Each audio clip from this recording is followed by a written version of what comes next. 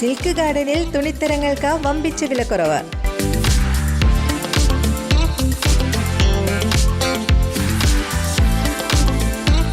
ഓണം പ്രമാണിച്ച് വസ്ത്രങ്ങൾ പകുതി വിലയ്ക്ക് ലഭിക്കുന്നു.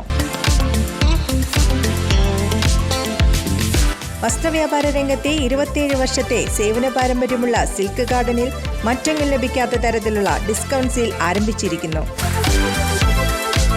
സിൽക്ക് ഗാർഡനിൽ എപ്പോഴും തിരക്കാണല്ലോ എന്ന് ചോദിച്ചാൽ അതിനുള്ള ഉത്തരം ജനം പറയും. ഗുണമേന്മയും വിലക്കുറവുമുള്ള വസ്ത്രങ്ങൾ ലഭിക്കണമെങ്കിൽ സിൽക്ക് ഗാർഡനിൽ തന്നെ വരണം. IPS ഉദ്യോഗസ്ഥരിൽ സംഖ്യകളുടെ എണ്ണം വർദ്ധിക്കുന്നുവെന്ന് മുൻ മന്ത്രി KT ജലീൽ. ജില്ലാ പോലീസ് മേധാവിയടക്കം മലപ്പുറത്തെ പോലീസ് സേനയുടെ തലപ്പത്ത് വൻ അഴിച്ചുപണി നടത്തിയിരുന്നു. ഇതിന് പിന്നാലെയാണ് ഫേസ്ബുക്ക് പോസ്റ്റുമായി KT ജലീൽ രംഗത്തെത്തിയത്.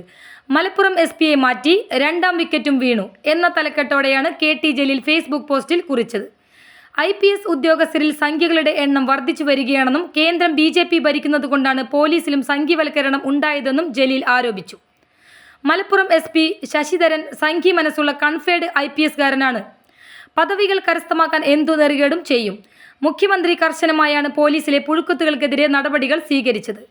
മലപ്പുറം SPയെ മാറ്റിയതിലൂടെ 2ാമത്തെ വിക്കറ്റും വീണു. മുഖ്യമന്ത്രിക്ക് അഭിനന്ദനങ്ങൾ. ഇനി തെറിക്കാനുള്ളത് വൻസ്രാവിൻ്റെ കുറ്റിയാണ്. വൈകാതെ അതും തെറിക്കും.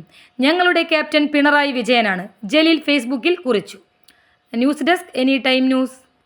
കൂടുതൽ വാർത്തകൾക്ക് ഞങ്ങളുടെ ചാനൽ സബ്സ്ക്രൈബ് ചെയ്യുക. ഫേസ്ബുക്ക് ഫോളോ അപ്പ് ചെയ്യുക.